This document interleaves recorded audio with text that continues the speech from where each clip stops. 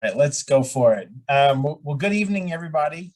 My name is Adam Betuel. I'm the Conservation Director here at Georgia Audubon. And tonight we're going to talk about window collisions and why they happen. And then at the end, I'm going to have a little bit of information on how you can participate if you would like to become a volunteer. So the first, 3/4 or so of the talk will be more about the problem. Generally speaking, why do birds have issues with glass and with buildings? And then at the end, it'll be a bit more about the logistics of actually participating. So if you don't think you're going to volunteer that much, you could probably peel off at that point, or I can send you the details later should you change your mind. All right. This is set up as a meeting. So you are able to hide your video or leave it on or mute yourself or not mute yourself. Feel free, if you have questions, to go ahead and unmute and chat if you'd like, or you can save it to the end. There should be plenty of time to chat, or at least I will make time if you have questions. So whatever is easier for you. And I know a few of you are my hardcore, volunteers for this program. A lot of this will be the same old material for you, but I appreciate you joining anyways. So again, thank you. And like I said, tonight we're going to talk about birds and buildings. And what is the interaction that occurs there? What's the problem? What can we do about it? And how can you support Georgia Audubon and our work to make Atlanta and the state more bird friendly, more bird safe moving forward? So first, I want to give a brief background of who we are at Georgia Audubon in case you're not a member or you don't know about us yet. We've only been Georgia Audubon for about a year. Prior to that, we were the Atlanta Audubon Society. And our history in Atlanta goes all the way back to the 1920s as a bird club. We are affiliated with the National Audubon Network. So I saw there was someone here from New Jersey Audubon who are fully independent. We more or less are. We have our own board and dues and membership and all that good stuff. But we do work a little bit with National Audubon and their network of 400 plus chapters. We are staffed. We have 12 staff members now, or 11 staff and a Sea Grant fellow down on the coast. And we're trying to not only grow our programs from Atlanta out to a statewide lens, but also to partner more with the 7 other local chapters, the volunteer-run chapters that are across the state. And hopefully together we can all build places where both birds and people thrive. So why do birds matter? I normally do a few slides on this. I condensed it tonight, hoping that I'm preaching to the choir. Birds matter because they're awesome. They're hot pink like these spoonbills, and they eat pest insects, and they pollinate our flowers and disperse seeds and eat dead stuff and matter a lot to our economy as well. So hopefully you guys are all already bird lovers. But as many of us know, birds are in trouble. This is from a big paper that came out in late 2019 that shows we've lost around 3 billion birds in the past 50 years. And I always like to point out that it doesn't mean 3 billion birds, 3 billion individuals have died. Many more than that have died, but the collective kind of baseline, the number of birds we have at any given time, has dropped by around 30%. So you're going to hear some big numbers from me in a little bit about window collisions. So it might be confusing, but just think about that. It's estimated we had around 10 billion birds in 1970 at a peak, and now we're down to about 7 billion birds. And we know this from all sorts of cool stuff like the Christmas bird count, the breeding bird surveys that occur across the country and have since the 60s, as well as some really cool weather radar data, which I'll touch on briefly in a little bit. And some of the key findings, in addition to just that shocking, 3 billion birds lost, is that a lot of these losses have occurred across very common species. It's occurred across a diversity of different types of birds. So it's not just songbirds, or not just, marsh birds. It's most groupings of birds have seen some significant loss. And that this also mirrors what we're seeing with insects and amphibians and unfortunately a lot of our wildlife. And here are some of the examples of some of the findings. So we've lost around 60% of all of our wood thrushes. So I'm assuming you're probably tuning in from somewhere in the eastern United States, and you'll see that we've had a 17% decrease in our deciduous forest birds in the eastern US. The aerial insectivores, the swallows and swifts and nightjars, they've had a 30+% decrease, including the barn swallow, which is one of the most common birds on the planet. But we've had a 40% loss across North America. Now, the only good thing about this very scary and sad report is that things like raptors and waterfowl have seen an increase during these 50 years. And a lot of that is attributed to the effort and the money we're spending to conserve these birds. You know, the banning of DDT and the saving and protection of wetlands for waterfowl have all benefited those birds. So it's kind of a good sign, at least, you know, the optimist in me is saying if we put in the effort, we can help these birds that are experiencing such declines like wood thrushes and meadow larks and many other birds, our coastal birds, for example. And so here at Georgia Audubon, we are kind of working on a lot of the same programs that are highlighted, the same concepts that are highlighted by that 3 billion birds lost study. They have a guide on the 7 things you can do to help birds at home, and it aligns pretty nicely with the programs that we are putting on here.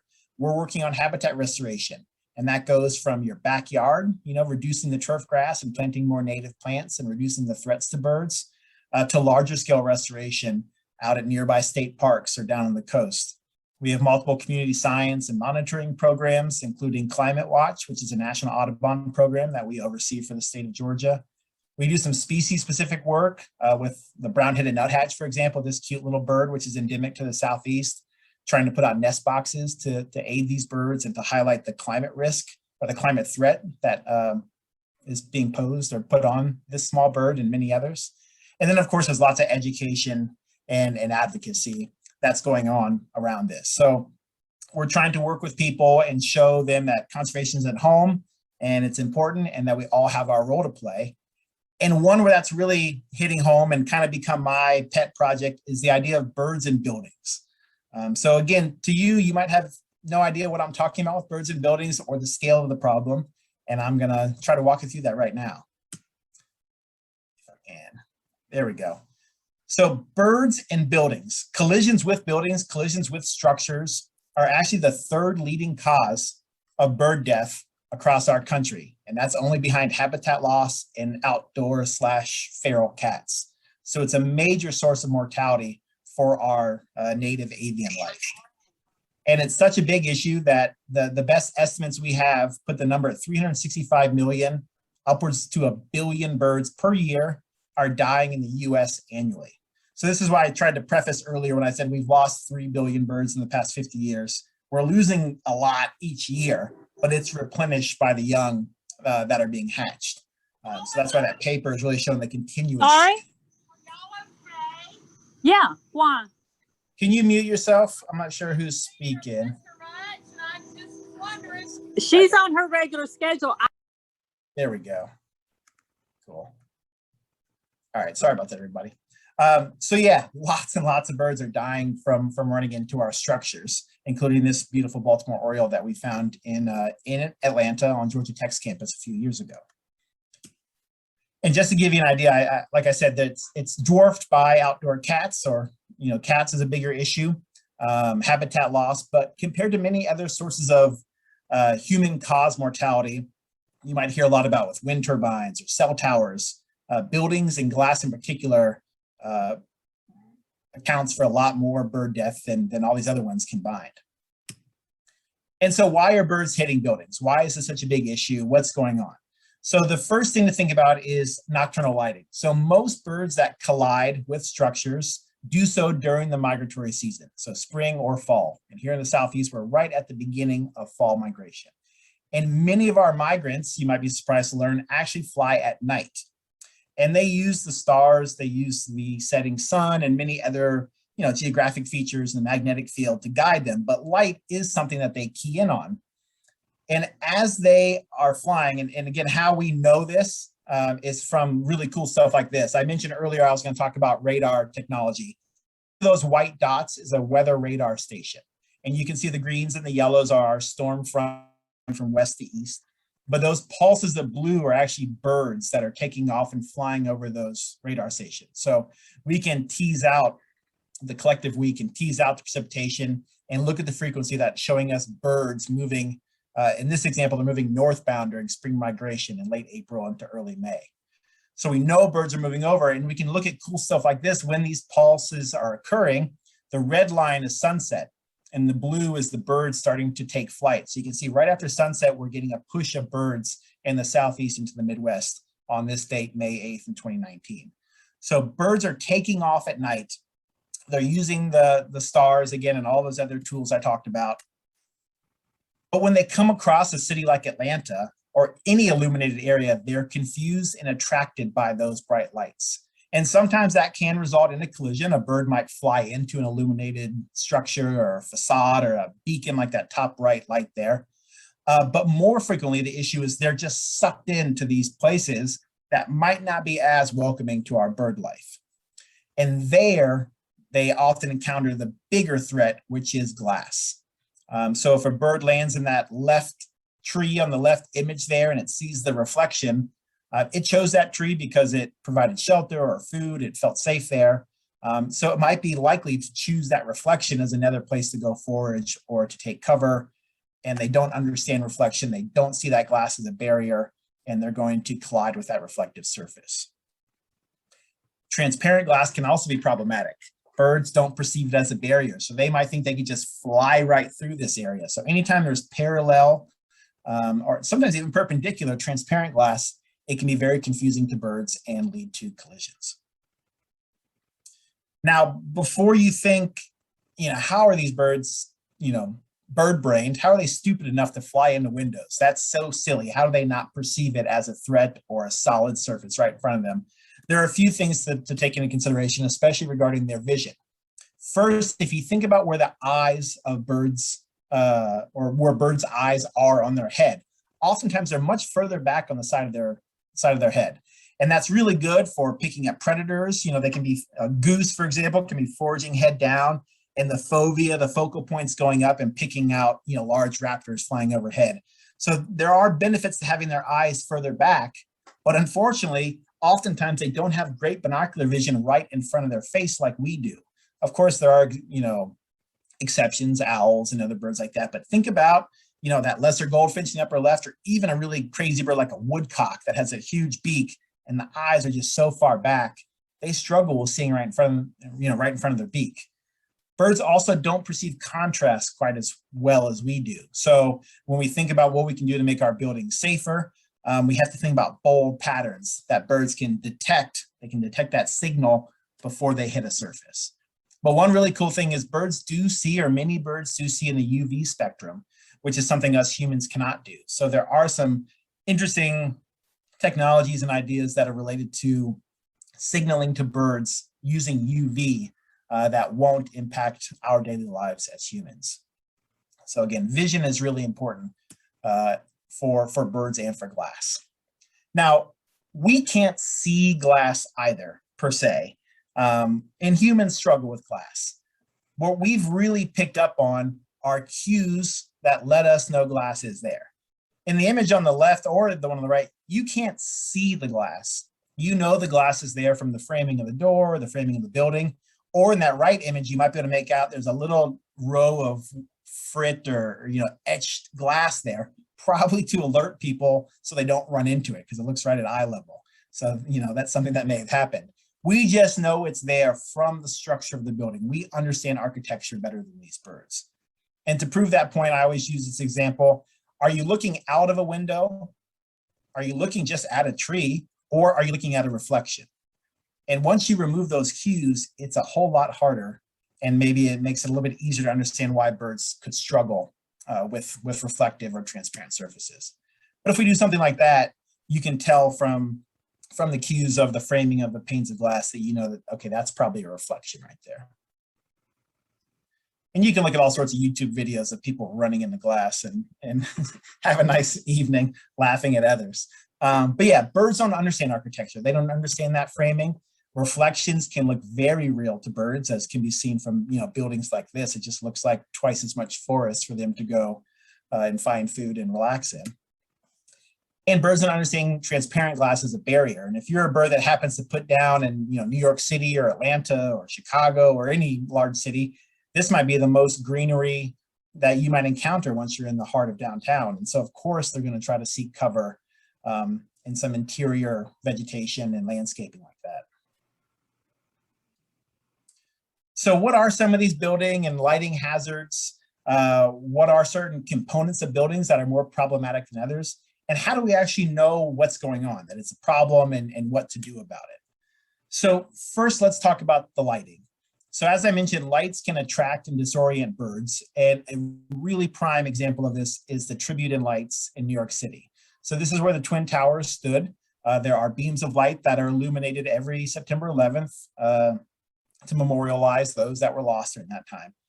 And unfortunately for a bird, September 11th happens to be in the middle of fall migration. And so when these extreme beams of lights go, they're sucked in. The birds are very confused and attracted to these bright lights. And so what you're seeing here, hopefully it's coming through clear, all those small white specks, those aren't moths or mosquitoes or flies, those are birds.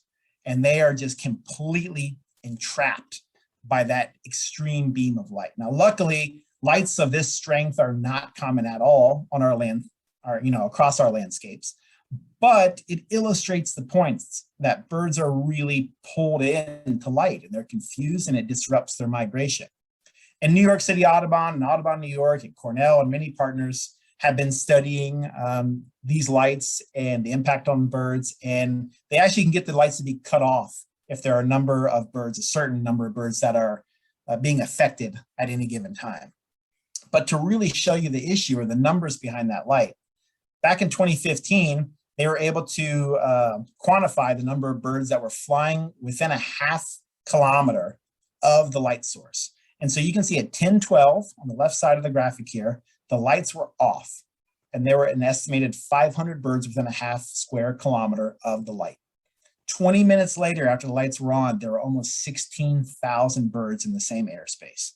So again, this is an extreme case, but it shows the attraction, the confusion that these birds are experiencing when they go by illuminated spaces and ambient light pollution, broadly speaking. And it's not just those crazy light sources. We're putting up light everywhere, small towns, big towns.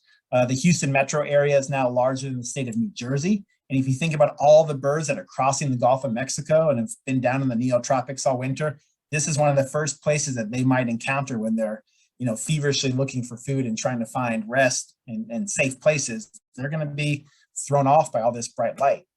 And so this is from a couple of years ago. It was a big story.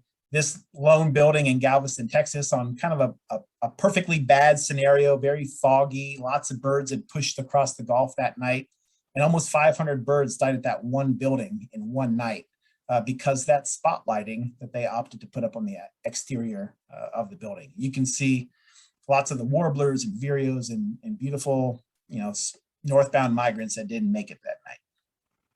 And there are many studies of examples of this. Philadelphia a year or two ago had a mass, over 1,000 birds died in one night. Up in Toronto, they've had mass events like this. Luckily in Atlanta, we have not detected any of these yet, but they're not uncommon, unfortunately. And then shifting away from the lighting, in general, the more glass we're putting up or the more glass a building has, the more likely it's going to have collisions. There are things that play a role, what vegetation is nearby, how reflective is the surface, but in general, more glass, more collisions. Building orientation has no real impact on this. So you might think, okay, here comes fall migration, birds are pouring out of the boreal forests of Canada and off the grasslands of the Midwest. They're going to hit the north side of all these buildings. But it's really tied to what's being reflected and where those reflective surfaces are.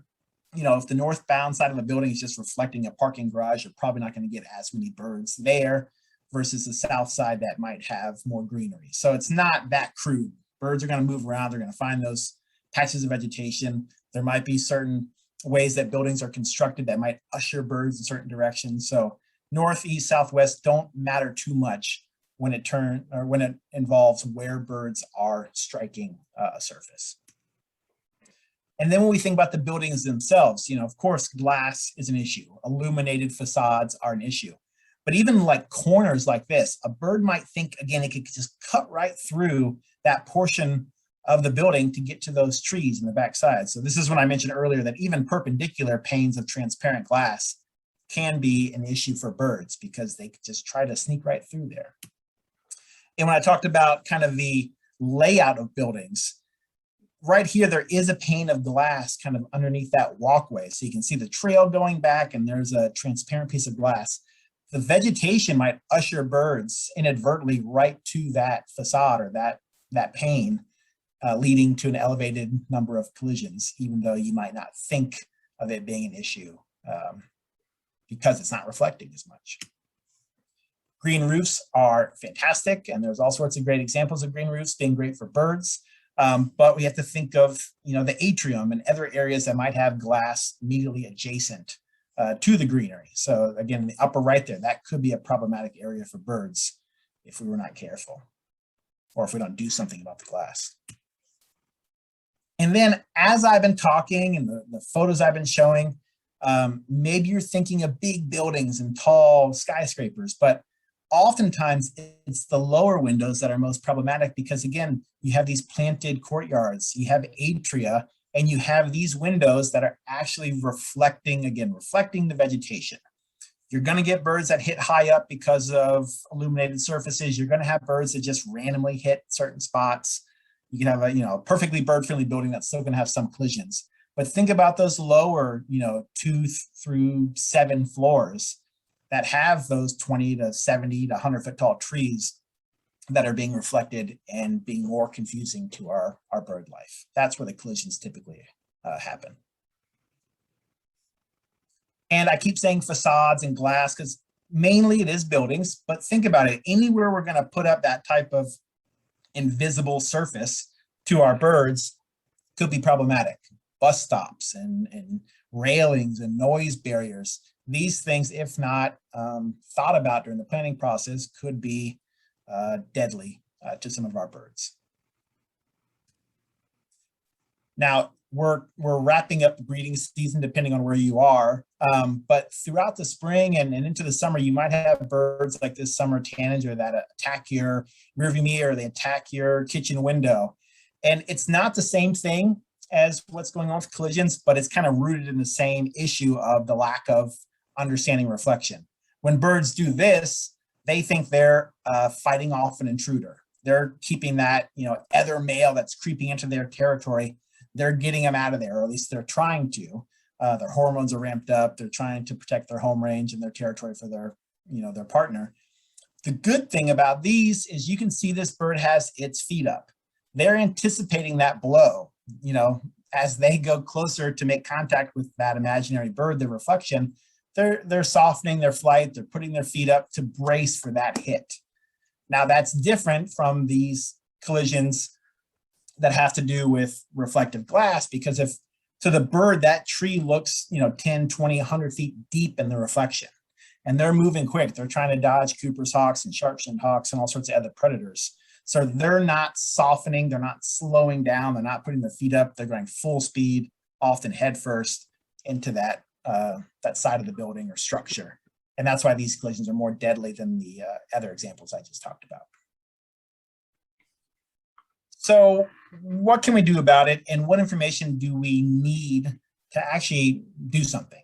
So again, I mentioned most of the birds that hit are migrants. That's why most monitoring programs like ours in Georgia is during spring and fall migration. So they're migrants, they tend to be smaller. Small birds have a very good understanding of their size and shape, where they can fit, where they can't fit, dark spaces to keep them safe. They're very agile and they can maneuver very well. And so with that in mind, there's been some testing that shows that we need to put some sort of visual cue on our tricky surfaces to alert birds that that area is not a clear flyway, that they should stop and go around.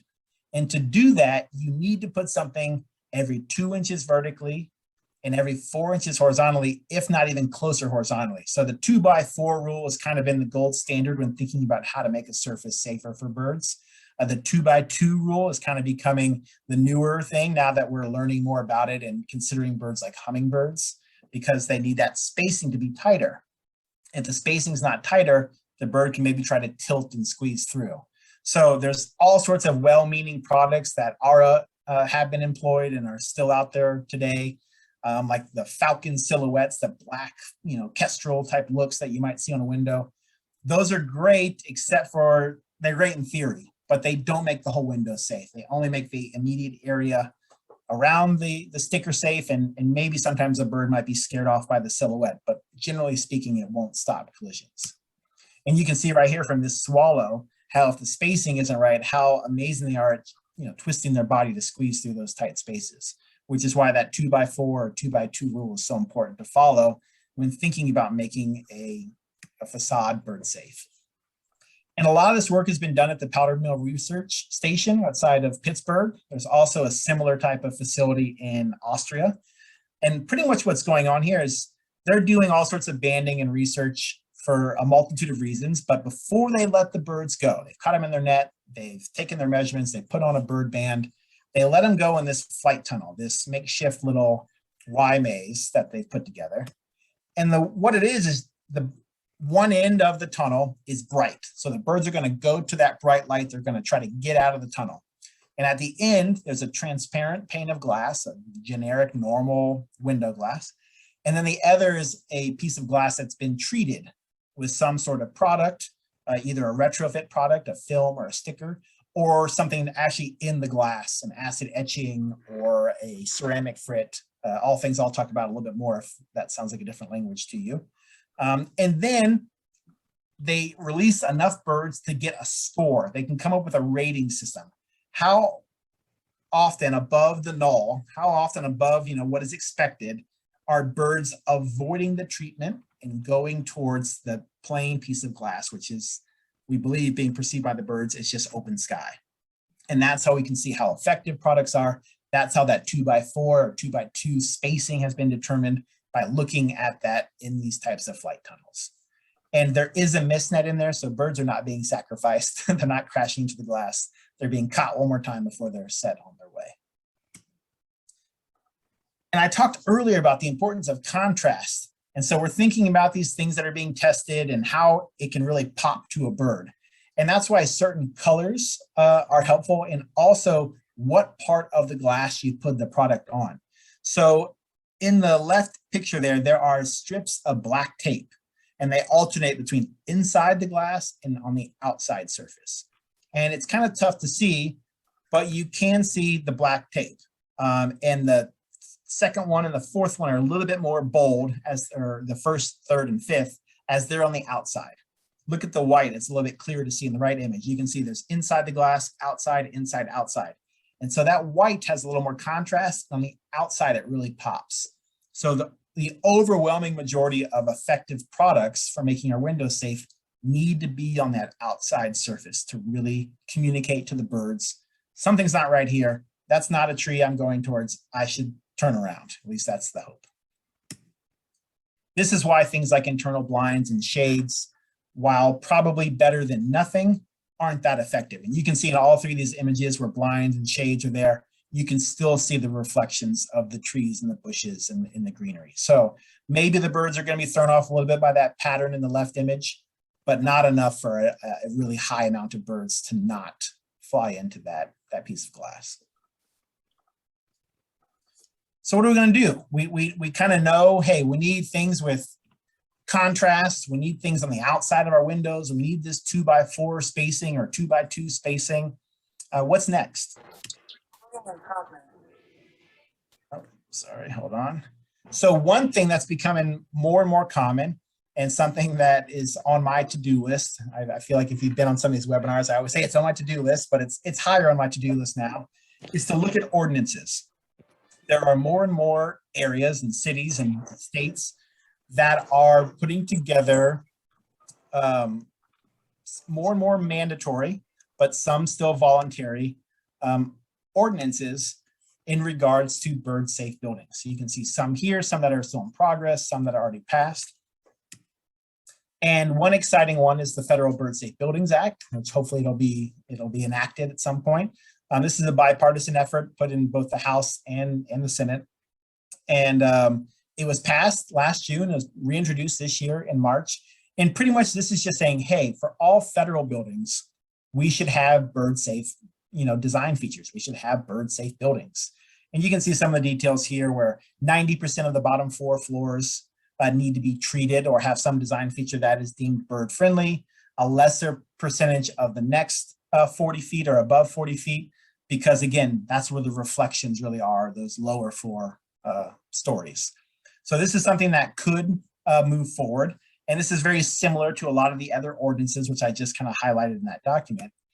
And a lot of them are based off of this LEED credit 55. So you've probably heard of LEED buildings, LEED Gold, LEED Platinum, or you've seen the icon when you've gone into a new building.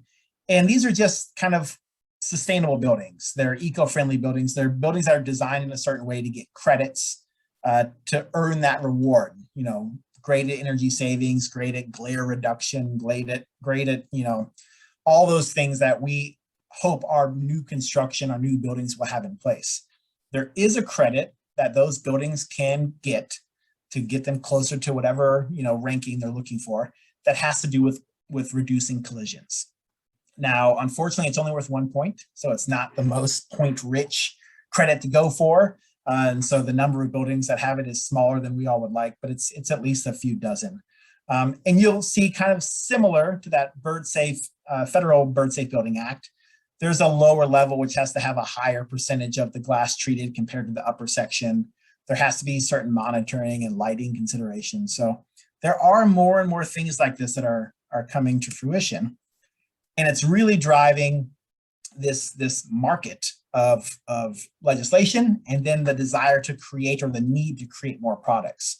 So two that I really like to point out in regards to legislation are what they have in Canada. So they have a national standard that they try to work for. And a lot of this has been done by the folks in Ottawa, as well as FLAP, which is based out of Canada, the Bird Safe Canada folks, who have just done amazing work getting a large portion of Canada's buildings constructed in a way, or retrofitted in a way, to have bird safe building features. And then just before the pandemic, a few months in late 2019, New York City passed the most aggressive in the US, the most aggressive legislation. And their ordinances, or their rules, have that 90% of the bottom 75 feet must be quote unquote bird friendly, or have bird friendly design features. And this applies to all new construction and all major renovations in the city. So this is something that other metro areas, other cities are going to use as kind of a driving force to see if we can get something done, you know, in Atlanta, in Georgia, or in other regions. And there, again, more and more popping up. There's work in Chicago, there's work being done in Maryland, there's being work done all over the place to try to get people to think about bird-friendly buildings. And so what is a bird-friendly building? What is this bird-friendly feature I'm talking about, and acid etching and all this jargon? Hopefully I haven't been throwing too much at you, but what am I talking about when I mention all this stuff? Does a bird-friendly building need to be ugly? We love our glass. You know, so many of our buildings look like the one on the left. Do we have to have a bunch of buildings that look like the one on the right for us to not harm our birds? And the answer is no, of course. You know, here's an example of a very glass-heavy building. But because of the vertical lines that they have, because of the type of glass they've used, this is a fair compromise. This is a bird-safe building. It probably will still have some collisions, but a much, much, much lower number, because of the thought that was put in during the design process on how we can reduce those collisions. And so when we're thinking about what is a bird-friendly building, how can we reduce collisions? Again, we have to have that 4x2 or 2x4 rule or 2x2 rule in the back of our head regarding the spacing of the signaling. But the ways we can incorporate those signals are kind of in three different categories. One is, we don't need the signals, let's just use less glass. You know, and that might not be that popular right now, but one is, hey, let's just have less glass in our buildings. Two is, well, okay, we can have the glass, but let's not expose it all the time to the immediate surroundings.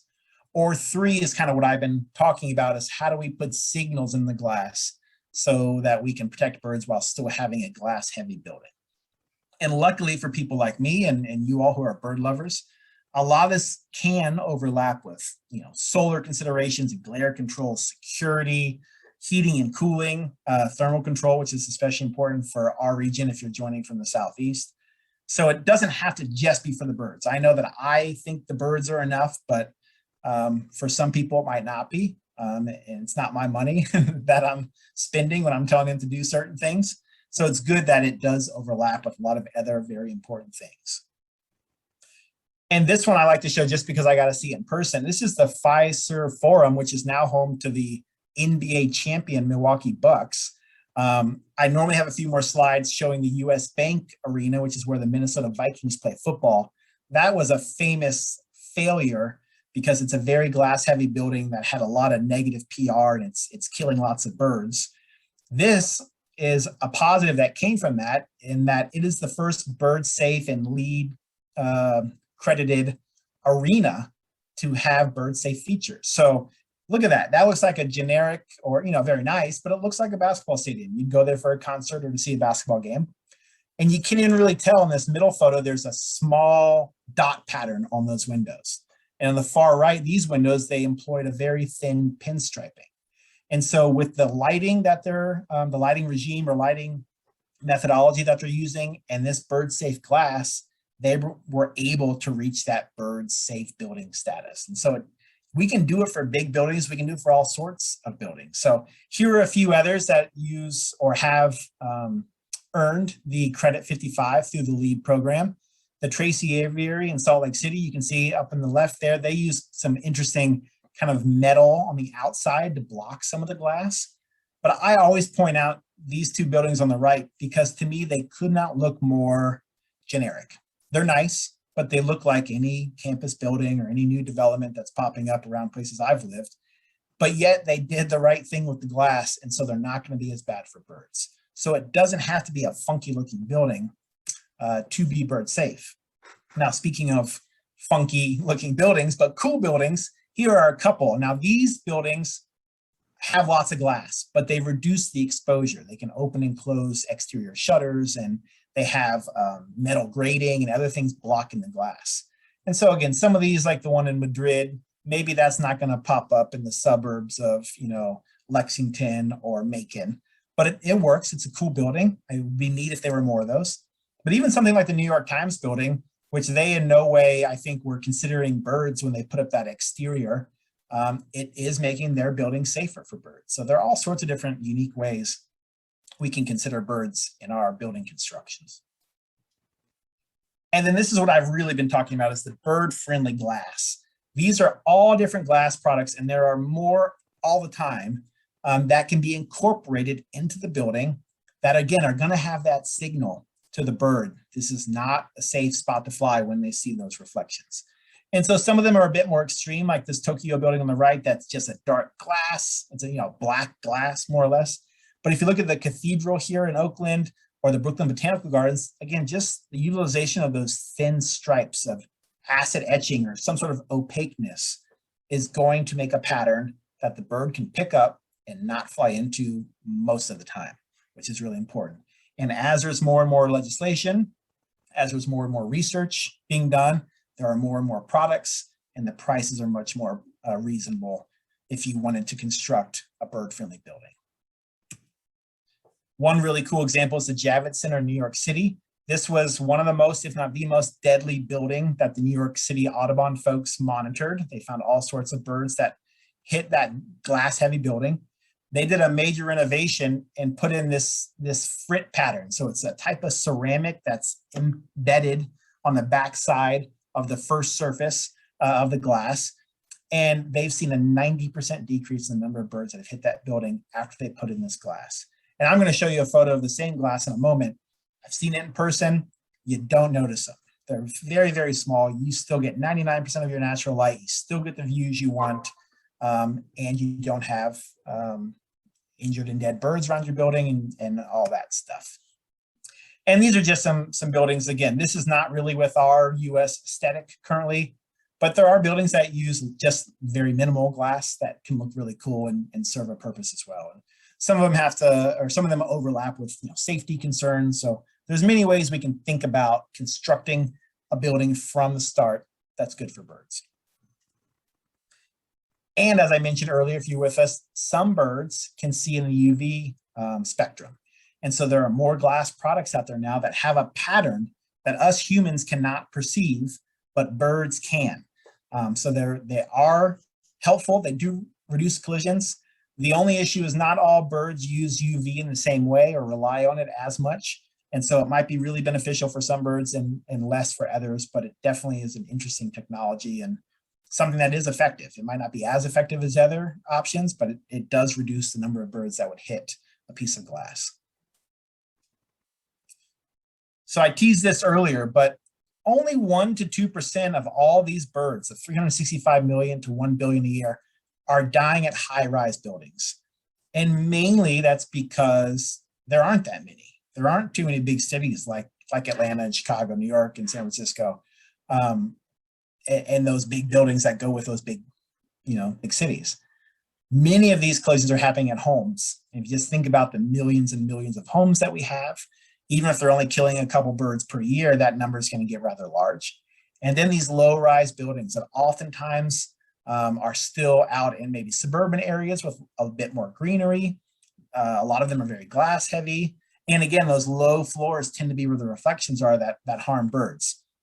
So low-rise and residential properties account for an overwhelming majority of the birds that don't make it safely. So I've been talking a lot about building new buildings, and maybe one of you is an architect or a developer. Most of you probably aren't. So what are we going to do about all these buildings that we already have up? Now, there are solutions. Now, they tend to be, of course, less permanent.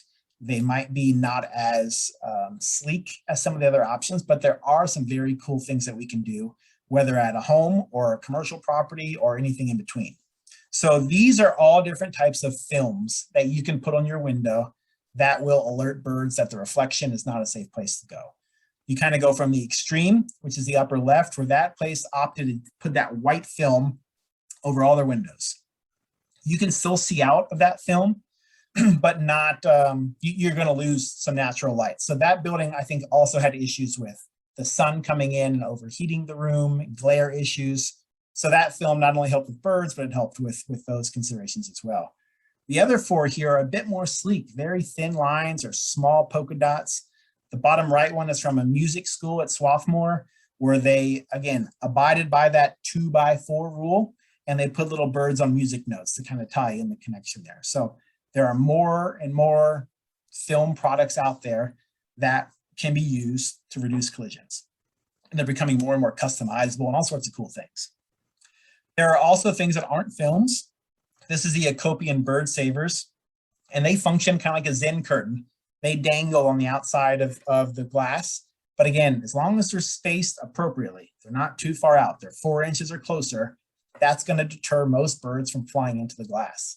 And so this is something you can do at home. You can do it at a small eco lodge, which the photo on the right is from an eco lodge, I believe, in Costa Rica.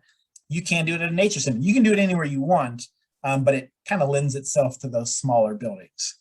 There is a really cool nature center in Philadelphia that used multiple different techniques to reduce collisions, including some parachute cord like this, where they tied it at the top and the bottom, and it looks rather sleek. So this is another interesting way we can retrofit existing buildings. So lots of birds are colliding. We know the main threats and we know how to fix it. So what are we doing about it here in Georgia? So a few years ago, a little over 5 years ago now, when I started, I was tasked to look into this issue. And we started then Project Safe Flight Atlanta, which is now Project Safe Flight Georgia. And the idea is we wanted to monitor Metro Atlanta to see where birds are hitting, why birds are hitting, what species are hitting, what's most abundant, all that stuff, just to get a better idea on what we could do to make our city safer for migratory and resident birds as well. We wanted to develop a lights out program, which we did years ago. And then now we're kind of working on those bottom two bullets. How do we get in the room with architects? How do we think about legislation? What can we do? Because retrofitting a building at a time and the monitoring is great, but that's a lot of work to get one building done or two buildings done. If we can get in with ordinances, then we're affecting all new constructions that are coming in. That's really our goal moving forward. So hopefully some of you are considering being a Project Safe Flight volunteer. And here's when we monitor, here's when we survey. We do spring and fall migration. We do from mid-March to the end of May for spring, and right now until mid-November for fall. Now, the peak of those seasons are late September and early October, and then late April to early May. But Swainson's warblers and Louisiana water thrushes and things like that are already moving now. Some hummingbirds moving, which is why we start so early. So the numbers are a little bit smaller at the beginning, but we are detecting species we might miss later on in the season. We have a few consistent routes all in Atlanta, Buckhead, downtown, Georgia Tech's campus, and some Dunwoody buildings.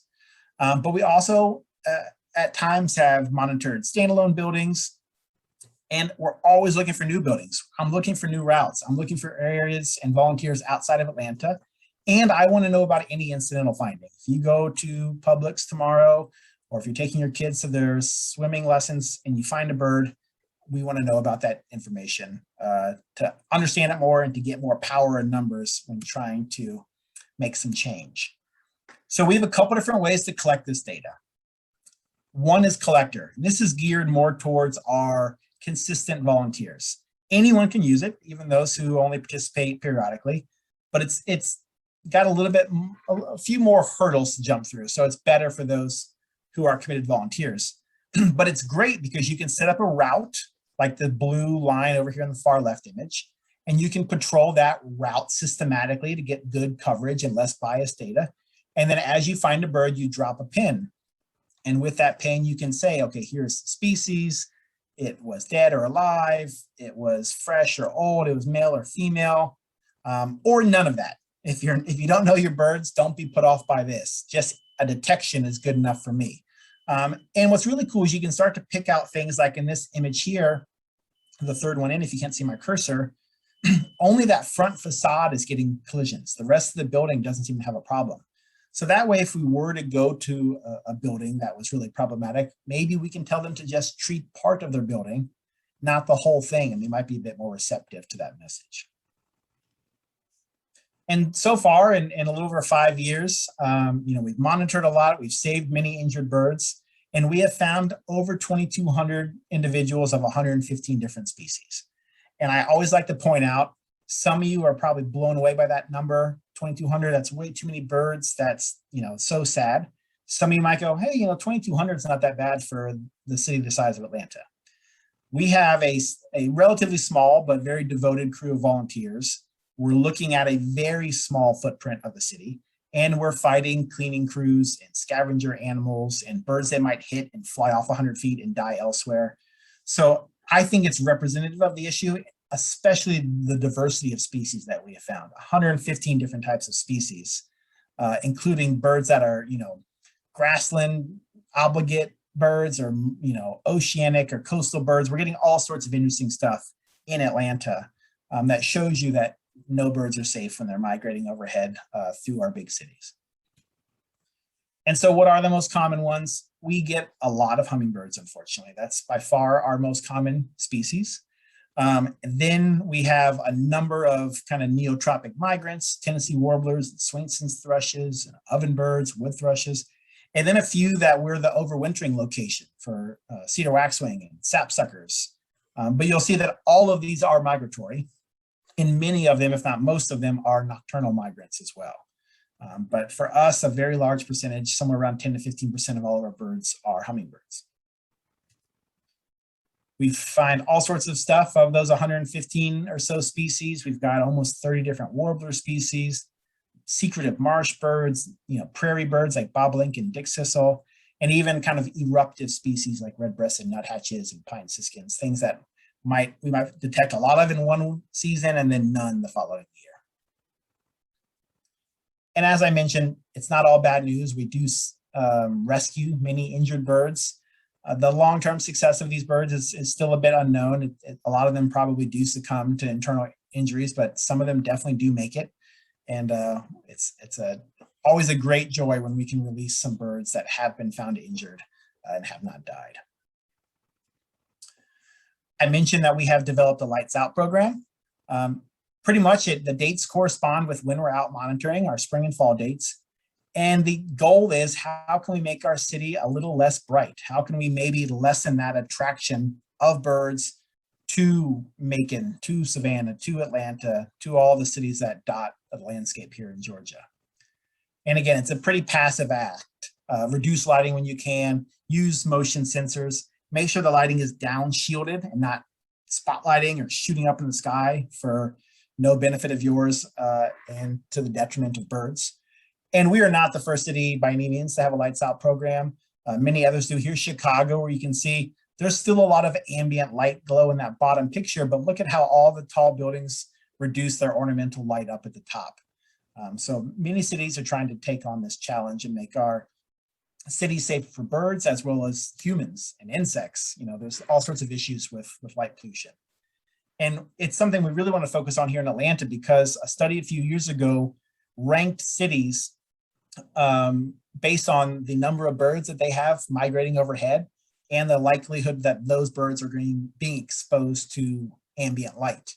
And Atlanta was the 9th most dangerous, or ranked 9th in the spring and 4th in the fall when looking at this variable of the combination of lighting and birds. So we are a big city where lighting could affect migratory birds. And it's more so in the fall just because of the oval type migration that many birds have. We just have more birds flying overhead in the fall than we do in the spring.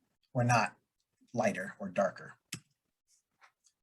One thing I'll just touch on real quickly, because I know I'm running a little long on time here. What's really neat to me is it's been shown that birds that give nocturnal flight calls, they call more frequently when they're flying over illuminated spaces. So things like thrushes will call more when they're over a bright space. And we don't know whether they're doing that because they're confused or they're attracted, but inadvertently they're pulling in their species mates, their flock mates with them to those bright spaces. And those birds tend to collide more frequently than others.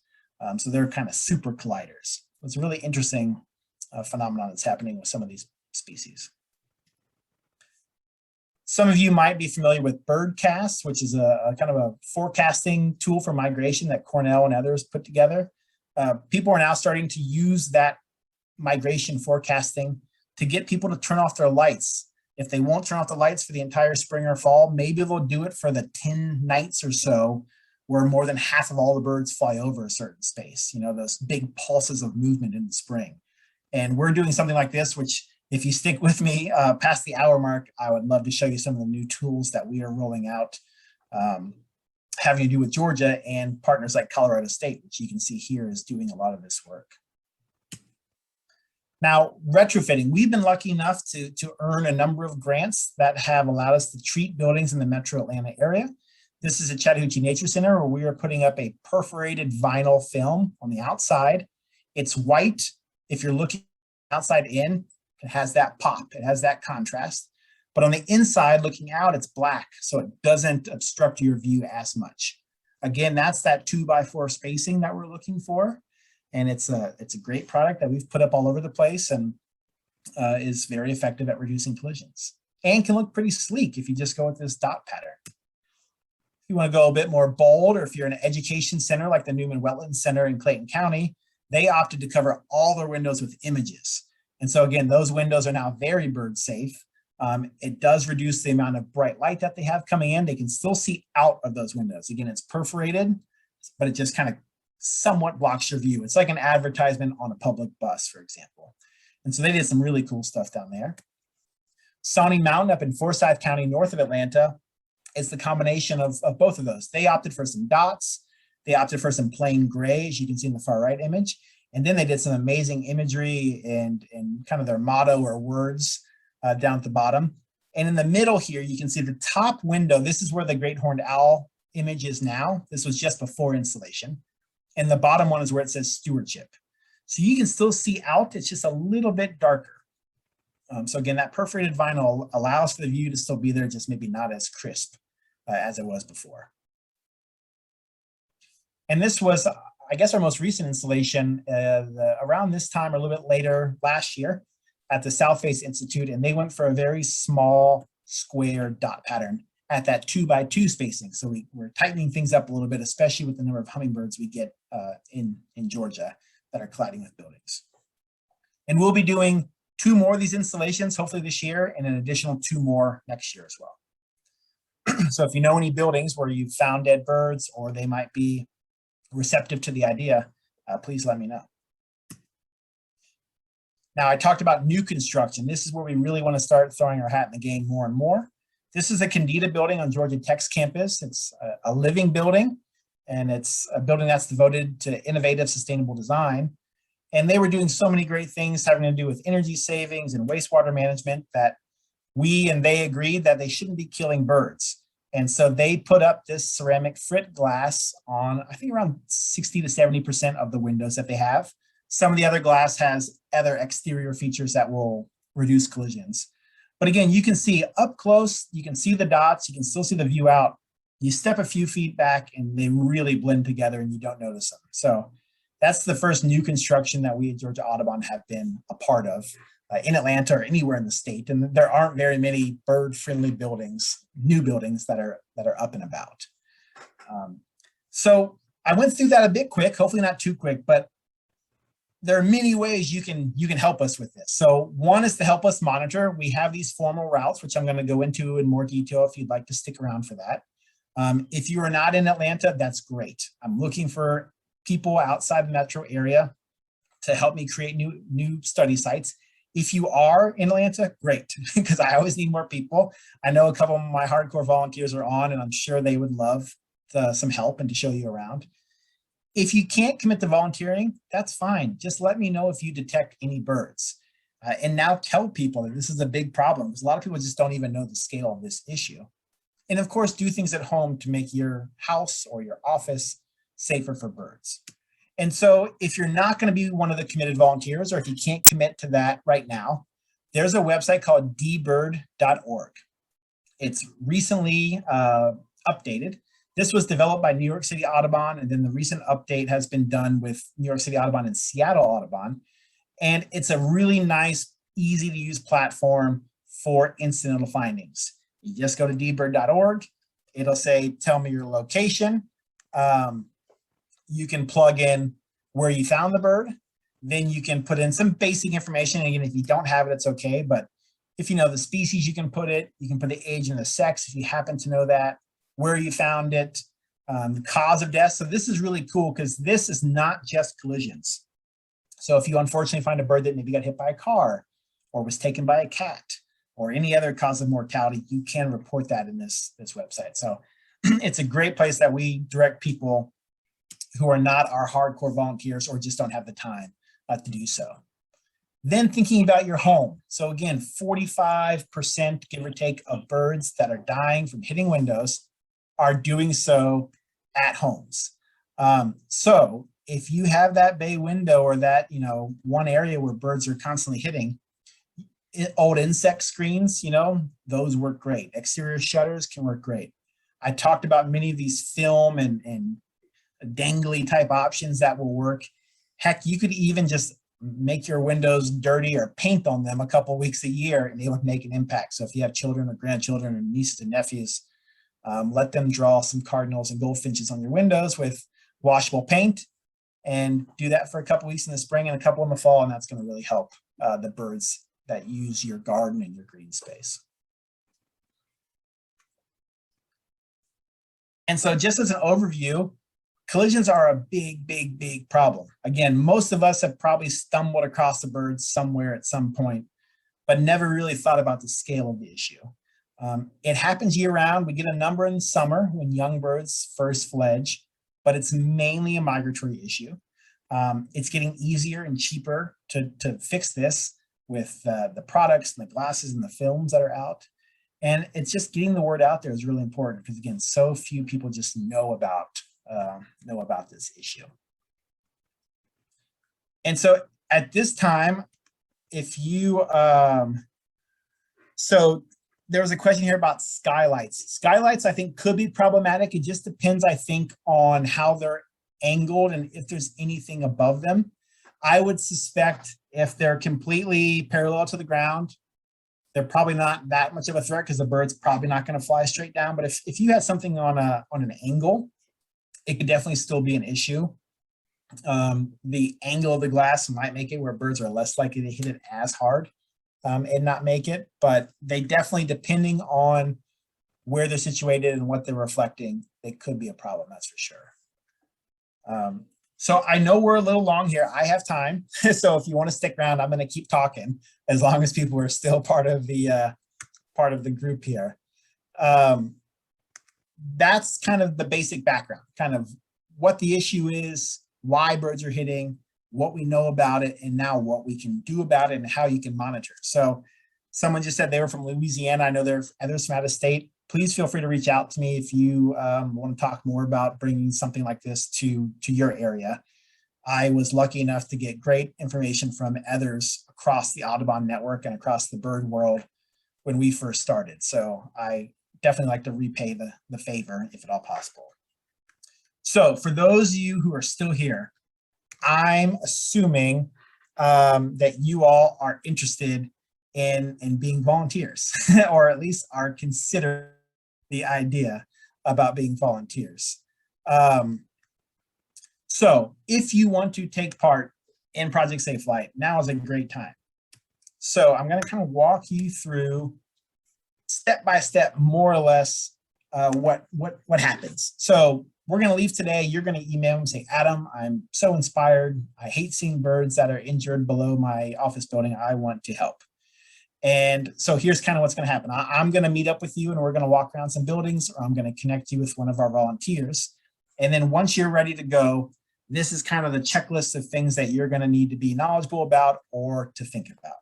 So one is, the only problem with this setup that I do here is I have to kind of toggle between my presentation and my desktop. So I'm going to show you a Google Calendar in a moment. I'm going to skip that for now.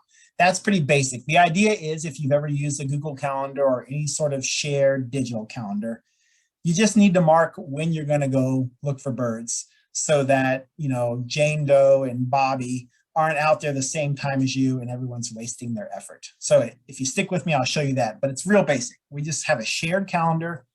Very rarely is it an issue. People kind of divvy up the week, divvy up the month when they can go out. But we just want to make sure that if you are going the same time as someone else, either you can reschedule or you can go together and look for birds. The next is supplies. So we are happy to provide supplies for you. It's not a very special list of materials that you need. Pretty much you'll, of course, want a backpack to carry your goods or some sort of tote bag, excuse me. And we have a few main things. One are Ziploc type baggies to pick up the birds. I will talk more about that in a minute. But if you're willing to do so, we do collect any bird we find because we donate them to universities and other and for research and for museums and all sorts of stuff. We have paper bags for the birds that we find that are still alive, as well as some binder clips to keep those bags shut. I can give you gloves if you feel more comfortable using those to pick up birds. Most of us just kind of take the Ziploc and invert it like you're picking up after a dog on a walk to pick up the bird. Or at this point, I'm grabbing dead birds all the time. So I'm not too worried about getting my hands a little dirty. Pencils and some data cards. I have flashlights. Most of us just use our phones, but I do have flashlights I can give to you. And then sometimes the people who are out a bit more frequently do have coolers, because again, if you're picking up those birds, it's ideal to keep them cool until I can pick them up from you. And then we have some other literature on what the program's about, copies of our permits, just in case you ever feel like you need to show that to anyone when you're out walking around. So I will give you as much of that stuff as you would like if you decide to be a volunteer. Okay, so you picked a date, you have your baggie full of stuff, you feel confident to walk around Buckhead, or you have a couple of friends to walk with you, or a husband or a wife. Now you're gonna go conduct that route. So again, where are you gonna do this? If you're in Atlanta, Buckhead, Georgia Tech, downtown, Dunwoody are kind of the main go-tos. However, we have a few people who poke around Midtown on occasion. We have a few people who've looked in Marietta. I could not be more open to where you're monitoring. It's great and ideal to have our main routes at least somewhat consistently covered. But if you just are not going to mess with Atlanta traffic and you're not going to drive from Duluth down to Georgia Tech, we can come up with something. You know, birds are colliding everywhere. So again, don't let that be a barrier to reaching out to talk about this program. And if you're outside of Metro Atlanta, I'm very intrigued just because we're looking to develop those routes in other cities. When do we do it? So I want your help whenever it is. If it's once a month, if it's once a year, if it's at 5 p.m., I'll take it. It's better than nothing. In a perfect world, we tend to get out kind of early in the morning. There's a real kind of balancing act here, and there's no perfect answer. Many birds hit throughout the night because, again, that's when they're migrating. The bright lights might get them, or they're hitting at the very first hint of daylight. However, most bird movement is kind of right at that dawn and in early morning. And I actually want people to volunteer. So I don't want to tell you to get out there at 4 in the morning to look for birds. So we kind of try to get out there a little bit before sunrise. It's kind of the sweet spot. We definitely miss some birds because the cleaning crews are out at some buildings, but I think we're also finding some birds that are hitting in that early morning hour. So that's what we've been going with. Again, there's no perfect answer unless we get a building to really cooperate and report birds or work with us instead of throwing them away before we get there. The one route that we typically don't do every day of the week is our downtown route, just because of the special cleaning that they have down there. You can do it. If you want to do it on a Tuesday morning, we can do it. There's just a higher likelihood that it's just been cleaned when you're not going to find something. But we don't know if we don't look. So if Wednesday mornings are the only morning you can help us and you work downtown, let's do it. We'll figure it out. As I mentioned, we do have those routes. There are blue lines. So if you were new to Buckhead and you wanted to walk it, I will give you an idea of where you can park at least semi-legally, or you can pay to park and we will reimburse you. And you can more or less just walk along that blue line. It'll guide you where we consistently monitor. Certain areas like Georgia Tech's campus, or if we were going to create something new, you might not have that quote unquote route, but we will figure it out. But this makes it a little bit easier and more consistent to walk through a space. Again, these are just a couple I cherry picked here. For Buckhead, we often park in the parking lot in front of the Disco Kroger. If you're an Atlanta person, I've parked there, I don't know, probably hundreds of times now with never an issue, but I am always worried that one of my volunteers is going to get towed. Nothing's ever happened. No one's ever got booted. If you're a coffee drinker, you can always pop in the Starbucks, which is what I often do, just to at least have that cup when I walk around. Again, we will pay for your parking if you want to park somewhere if you don't feel comfortable. Most people park there with no issue. On the other end of the route, there's a Target and there's some other parking as well that hasn't been a problem. Downtown, there are a few areas, but there is one by Woodruff Park where I think the pay parking doesn't start until 7 or 8. I forget the details, so I could always park there for cheaper or for free if I did the 2-hour parking. So there are creative ways around this. Dunwoody is a very easy one. The people who monitor that for me can kind of drive between each building because we have a relationship with the building management company. And so that's a kind of an ideal setup. So we can work out parking, we can work out all that good stuff, but there are some considerations there.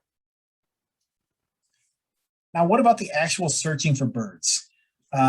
Almost every bird that I've ever held in my hand is smaller than I thought it was when you see it in binoculars or see it at your feeder. So they are hard to find sometimes. Other times, they're just lying there on the concrete and they're a bit obvious. But you know, depending on the side of the building, you might have some pine straw, which we have a lot of here in Georgia, and they're often sitting in that. They're normally within the first 5 to 8 feet out from a building. Sometimes they're a little bit further out, and then it's kind of questionable whether they died from a collision or something else. But again, some of these birds might have a concussion and fly off and then die 35 feet away. So you never quite know. But for the most part, we just patrol the immediate edge of the building, taking our time. You kind of will get your pace and what you're comfortable with, looking left to right. Here's a little, looks like maybe a chestnut-sided warbler in the fall, if I had to guess from that photo. I do not want you to do anything that you're uncomfortable with. So if you want to dive headfirst into these bushes looking for birds, more power to you. I'd love it. If you're not comfortable doing that, don't do it. I peek in there. We've had some volunteers who are just even more gung-ho than me. I'd like you to look thoroughly, but be comfortable doing what you're doing. It is a bit of a weird thing at first because there could be people on the other side of that glass staring at you while you're doing this. But just keep that in mind. Look in bushes, look on the pine straw, look in the concrete, look overhead. Here's a bird on a kind of an opaque glass awning. We, of course, couldn't tell what species that was, but at least we were able to detect that a bird was there. It obviously hit above and fell on to that covered area. Again, here's just the very tip of a tail or a wing or a foot, I forget what it was now, that was barely on a little awning that alerted us to a bird being there. I've shown you this photo already, but if you notice on the bottom, it's kind of cut in. There's a few inches under that walkway. So you got to really get down and look under some of these areas because a bird could have been blown there from all the leaf blowers that certain neighborhoods in Georgia love to use. I know a few people have found birds in trash cans or under trash cans. Look in planters. I found birds that I believe people probably found on the ground and just moved up to get out of the way.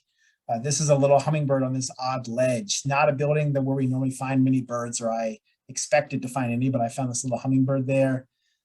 Just anywhere they could be out. So look thoroughly or do the best you can as you walk around these buildings, and you'll kind of get the knack for where birds are likely to be encountered. So I just told you to, dig through bushes and walk closely to these buildings that you don't know very well. You might encounter some security or the cleaning crews. However, I will say that I don't think anyone has had an overly negative experience with a building staff member. Many of our volunteers, including myself, especially myself, I'm a big guy, often with a beard and a backpack and a hat on, have been approached. But you'd be shocked on how aware these people are of the issue of building collisions in birds. They often know what the time of the year they hit. They know where they hit. They even might even tell you, oh, I found a yellow one over there last week, or I found one of those cuckoo type birds. I mean, they know what's going on. And of course, they don't enjoy it. They're the ones picking it up and seeing a lot of the death firsthand. So we have paperwork. Again, you can show them if it makes them happy. If they are less than positive and they tell you to get lost, then just get out of there and let me know. And I will reach out to whomever I can to figure out what's allowed and what's not allowed. And if we have to change things up, we will. Again, that's never really happened. We've had one or two people where I had to then call the building or call the company, and it's always worked out in the end. So we've never had an overly negative experience with a security guard or a cleaning person. So you've put it into the Google Calendar, you got your supplies, you conducted your routes. Taking photos, I just put that in because with the app that we use or dBird, you can attach photos. I normally try to get one or two of the bird, like this tenant on the right, where you can really see some of the features, maybe rotate the bird to see both sides. And then I normally get one of the bird with a sense of place, kind of where it hit, where it sat next to the facade of the building. And again, that can all be uploaded into the app. In addition, I will share with anyone who's interested, we have a set of volunteers. It says my internet is unstable. So if I'm choppy right now, I greatly apologize. On how to pick up birds, how to enter this, how to use the app, all that stuff will be provided to you. And I'm here as a resource to help as well. So you've taken some photos, and for the dead birds, like I said, you're going to walk around, you're going to pick them up after entering all the data into your little baggie, and you're going to put it in your tote bag, your backpack, and then you're going to drop off those birds to me either that day or at a later date. What do you do if you find a stunned bird, a bird that's alive but not dead? Again, I have a help document that I'll share with you, and I'm here to help you. And typically when a stunned bird is found, I get a text right away, and we start trying to figure out who can take this bird from a rehab standpoint. But you want to be careful when you approach them. You don't want to scare an oven bird like this right back into the piece of glass it just hit. Ideally, and often you can walk up and just pick them up. We do have a couple of butterfly nets that we can use if you'd like to have one. And then ideally, once you grab the bird, you put it in one of those paper bags, or some people might carry around a shoebox or something larger, and just go about conducting your route. Again, you can let me know as soon as possible, and we can start getting the process taken care of. Sometimes, depending on the schedules, depending on traffic, and depending on the behavior of the bird, after an hour, that bird might be bouncing around and seems incredibly energetic. In a perfect world, every bird would make it to the rehabber because we just don't know what's going on internally. However, life gets in the way, and if the bird seems really good, there are plenty of times we just take it to a nearby park, somewhere that's less glass heavy and a bit safer, and we let it go and We hope that bird just had a small bump and was dazed, and then it's good to go. So ideally, again, we get it to a rehabber, but sometimes that just can't happen depending on what's going on. If it is lethargic, if it's not bouncing around the bag, if it's clearly injured, the eye's messed up, or there's blood or an injured wing, this was poor decision on my part, but there's been a time or two where I thought a bird was good, I let it go and it couldn't fly at all, kind of flopped to the ground, and I was luckily able to catch it again. Any sort of sign at all, or again, if you can, every bird, take to wild nest bird rehabbers, who we take a lot of the birds to. They're great partners of ours. Aware is a great partner. They're a little bit further outside of town though. So this is again, very Atlanta centric, what I'm talking about right now. For pet's sake, there are a few places to take birds in Atlanta, and elsewhere we can try to find some options for you. As I mentioned with the dead birds, if you're willing and able, we do pick them up. We slip a little data card, which I can show you in with each bird with some basic information. It kind of matches what we're entering digitally as well. In the typical situation, if you're comfortable with it, people often take birds home and will store them temporarily in their freezer. And then after that happens, we set up a drop off at my house or at the office, or I'll come to you or you come to me. I try to make it as easy as possible to get these birds from you. It's been a bit weird the past year and a half because we haven't been in the office as frequently. So I've been kind of doing batch deliveries, but I will figure it out because I know certain people have more of an appetite for putting birds in their freezer than others. But if you are willing to pick them up, again, these birds do find a home in museums and in teaching labs. North Georgia, UGA, Oglethorpe, Colorado State even took a bunch of our birds, so they all get donated. I'm actually donating a couple hundred on Wednesday to University of North Georgia, and they use them for, again, study labs and taxidermy practice and infectious disease, so all sorts of cool stuff. So it really is great if you are willing and able to pick up the birds. And then we have a few other things. I'm going to kind of skip over this. We have an effort log I'll show you. We have login information for the app. Again, if you want to be a volunteer, I'm going to send all this to you because I don't expect you to write this down right now. Here's the app that we use. Again, it's called a collector. I'm going to show you this web page. The geo form is if you don't want to use your cell phone or aren't skilled with your cell phone, you can take notes and just write down on the paper copies the birds you're finding and then enter it onto this web page when you get home. Again, there's lots of ways that we can make this as easy as possible for you. And I'm all about that because I really appreciate your time and your effort. If you don't already have it, hopefully you know my name by now. Hi, I'm Adam. There's my email, our office phone. Again, I'm not in the office every day still, and probably won't ever be. We'll see what happens. And that's my cell there on the bottom. So if you do find dead birds, I get my fair share of texts of, what's this bird? Or I just found this bird somewhere. I'm your guy to help get those logged for you or identify them or assist in any way that I can.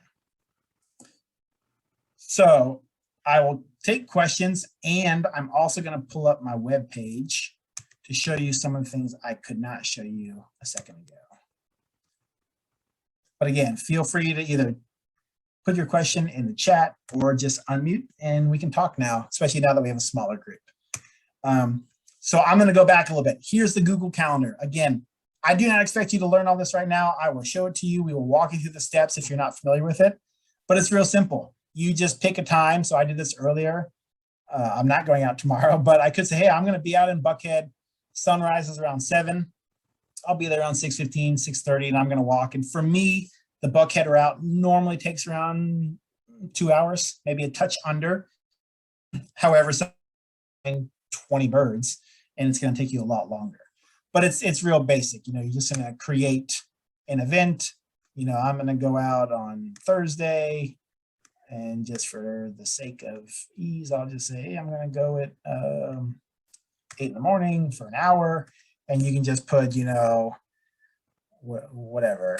Mary is going to do Georgia Tech. And then again, everyone who wants to can have access to this calendar.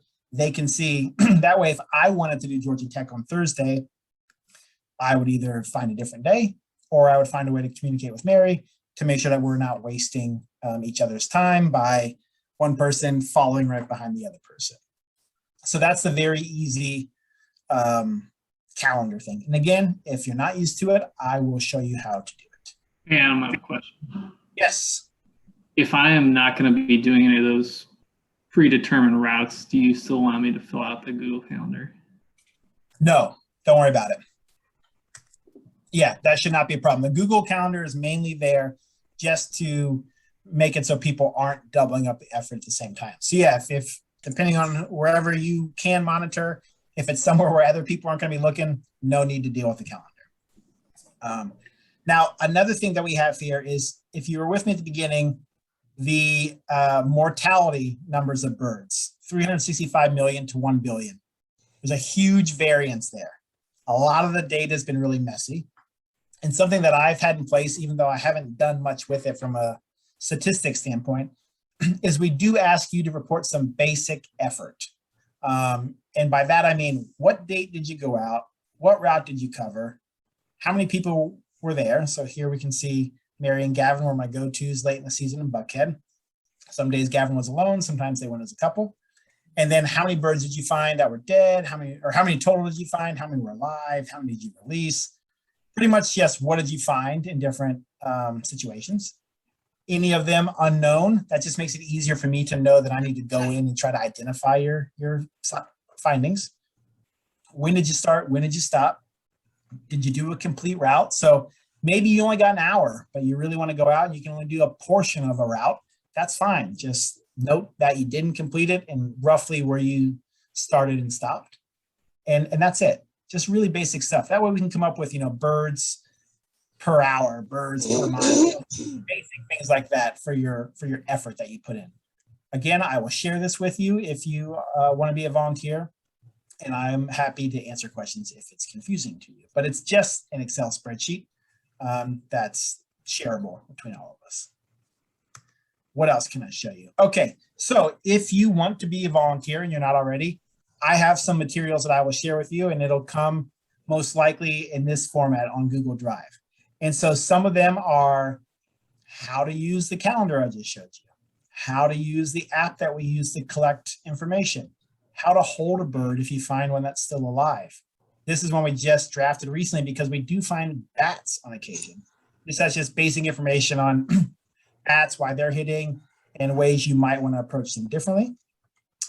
Copies of a generic letter that I've written on what the program is in case you need to show that to anyone or feel like you need to show that. A copy of our state scientific collecting permit. I need to put the federal one in here as well. There is also these basic data cards. Of course, I couldn't preview it. It asks basic stuff: date, location, time, what species you found, and these are printed and cut up, and they're slid in the baggie with the bird that you actually pick up. That way I have a paper trail to connect the actual physical bird to the digital record. Again, I will share this with whomever has interest. All very basic. Some of it you need to, you'll never look at it again. And like for data cards, I'm happy to print them and cut them for you as long as we can facilitate a meeting somewhere. Let's see what else. This is the visual display of what the app puts out. So you can see, around City Hall, which we used to monitor a bit more regularly, you can see each green dot is a bird that was found. And these birds were entered using the app. And again, other hotspots that might pick up. So you can just click on one of these. On survey, a brown thrasher was found in March, a year ago, it was dead. And here are the photos of, unfortunately, the bird that didn't make it. So this is the web side of the app that we are doing, that we use. So let me see here. That. So again, I will walk you through all this. I don't expect you to have it all down just from me showing you on a couple slides, but it is pretty easy. And if you're not tech savvy or if you don't like to use your phone, we can make it real easy with you on your desktop or on pen and paper. Hopefully it comes through that I'm very, very understanding and want to make it easy for you. Two things, one boring and then one really cool before we go. We do often, or we try to get our volunteers to report hours. there's an easy way on our website under volunteering where you can go and it says report hours right there. I know that others, because you're already doing the effort log for me, I kind of have your hours. So if this is the only program that you're really volunteering for, I'll try to remember, or you can bug me and I can plug in your hours for you. In a perfect world, you all could do that as well. But if you know, I'm going to try to help as much as possible. If this is the only program, if you're not leading field trips, if you're not helping tabling events, if you're not helping with our restoration work or anything else, I can help with volunteer reporting. But this is important for us to get an idea of engagement and all sorts of stuff. And we try to incentivize those volunteers who are most active with us. And then finally, for the 16 of you who have stuck with me way over time and heard me go on and on for an hour and a half, this is hot off the presses. We're not totally done yet, but I told you we've been working with Colorado State and specifically Dr. Kyle Horton, and he does aeroecology. He does a lot of this understanding of the ecology of the skies, of birds migrating over. He used to be at Cornell as a postdoc, and he did the bird forecasting. And we are creating a Georgia-specific portal that will live on our website. So here's an example of a Georgia-specific forecast of birds moving over. We can do 3 nights in advance, and you can even estimate the number of birds over some of our major cities on a given night. So this is tonight. So even though migration's barely starting, there's going to be over 2 million birds flying over our state tonight, with a little bit more coming down the Savannah River and maybe in our coastal areas than we're getting inland, or especially over Atlanta. So we're going to have this that'll be updated every day. So the hope is we at Georgia Audubon will find creative ways to get the word out that if people will not do lights out for the majority of a season, they might do it on those key focal nights. So that'll be really cool. A great way for us to talk about these birds. We got all sorts of cool new infographics about the breakdown of birds that are flying over our area. These are all going to be in different social media styles as well. So we'll be sharing them on Twitter, on Facebook, on Instagram. You know, we have 191 different species that move through Georgia, most of them at night. Like 82% of our birds migrate at night. That ties into our whole light pollution. We can do really detailed breakdowns of these different guilds or groupings of birds and when they peak in spring and fall migration across the state and in what areas. Again, really cool stuff that we're working on here.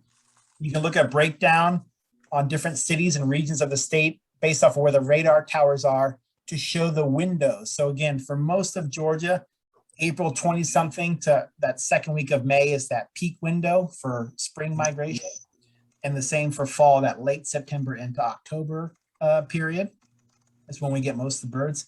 And then even, we have it broken out, even though it's very similar, across the majority of different cities across our state. So again, I got this yesterday. This is all very new. We've been working with Colorado State, but it's ways that we're trying to be creative on getting the word out, getting people thinking about migration and about the birds that don't make it through our city. So Maureen asked about how we get the flight data. If you mean this top one, or actually any of this, this will live on our website once we get it all done. And I'm sure we'll be pushing it out during migration as much as possible as well. I think that's it. I appreciate your time. Are there any questions? Hi, Adam. This is Krupa. I have one. If we want to convey our interest in helping you get this data or, report these bird deaths in our area, how do you want us to convey our interest? Yeah, why don't you send me an email? I'm going to put it in the chat right now. It's just adam.betuel. My last name is Betuel at georgiaaudubon.org. So that would be the easiest way if you were to just send me an email after this, and I can share all those materials I just showed you, and I can help, meet you for a route or hook you up with Maureen or Mary and Gavin or Kelly. There are a few others who are here. My kind of go-to helpers who have kept the program afloat these past couple of years. So yeah, if you just follow up with an email, that'd be the easiest, and we can go from there. Perfect. Thank you. Yeah, thank you. I'm also just curious to know, what do all these migratory birds who move majorly in the night do during the day? I think they rest and they feed is what they're mainly doing, I think. All So right. yeah. Lots of birds, if you're a bird watcher, they tend to be really active in the morning, then they kind of hide during the day, and then they feast again at night before they, go in for the night. So yeah, and some might still move around. They don't need quite the same sleep cycles that we do.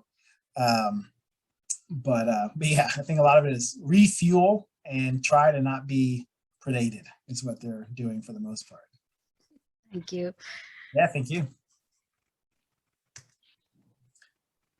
Yeah, Adam, fascinating stuff. And my question is, Alpharetta, I was struck when you said that, because I had the visions of, oh, those big tall buildings. Oh my God. Okay, well, it turns out it's all the cities like Alpharetta and the like are part of the process. How would I think about developing a route and being systematic about sampling? The toughest thing, so the one thing that makes the bigger areas a little bit easier is there's a lot more public easy sidewalks to walk along that go by the buildings. So that could be a bit trickier in parts. So like in Dunwoody, we have those 4 buildings we check, and we have permission to walk around their buildings. And so those are great because, there's 3-story glass boxes, and they're rough. Like I've had, 30 bird mornings at one building, really bad stuff. So that's where it gets a little bit tougher in that part of areas, getting access to the building. So I'm sure there are pockets of Alpharetta and Milton and other Roswell, other areas up there where we can find areas where we can walk publicly. The other option is if you can scope out a few spots, or if you have a few things that are convenient to you, I'm happy to reach out to them. We've had mixed results. Some buildings say, yeah, sure, no problem, you can walk here. And some, like I mentioned for the Dunwoody buildings, the Dunwoody ones are the perfect setup because their security guard who does a route every hour or two, in the past, he would just toss the birds. Now he throws them in a bucket, and we come every day or every other day and we empty the bucket. So we might not know exactly where they die in the building, but we're not missing any data. We're getting, 90-some% coverage of the bird sitting there. So, and then we've also had buildings that said, no, you can't walk along where we are. So, yeah, so if there are a few buildings we can talk about, maybe some locations, and either I can scout them with you, or we can look at Google Maps and say, once you know about the bad buildings, you kind of see them right away. You kind of can get a good guess on which ones are killing more birds than others. And yeah, either we'll find public ones you can access, or I'm happy to reach out with my Audubon title and see if we can convince them to allow some people to check them out. Sounds great. Thanks. And for some of you, again, I know we're down to the final few here. I know some of you joined late. I really apologize for the mix up on the times. I know the newsletter and everything's at 6. It was supposed to be 6, and somehow the original Zoom was drafted with that 7 o'clock start time. So if you missed any of this, email me at adam.betuel@Georgia Audubon, and this is being recorded, so I will gladly share the recording, or I can talk to you on the phone and give you specifics.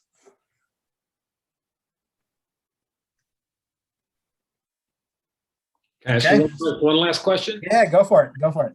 I mean, is there a strategy that is standard for this kind of thing to take, like where you have sampled the types of buildings and the like, and then scale? Because, as you were saying 2,000 birds died.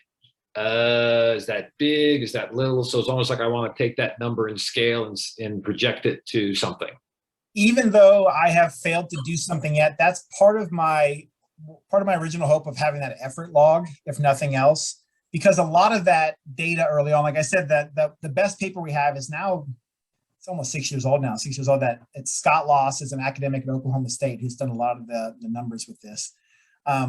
Most of the data collection has been done by very well-meaning volunteer bird clubs, but they didn't report if they didn't find anything. They didn't report, how far they were walking. They were mainly targeting the known super bad buildings that had access. And so it wasn't a fair number to really extrapolate out, like you were saying, and say, okay, if we're getting this many at this building, and oh my gosh, if that's a per building number, it's 10 billion birds in Omaha, so it's something that I think people across the Audubon network and in other parts of the other bird organizations are trying to do better at that.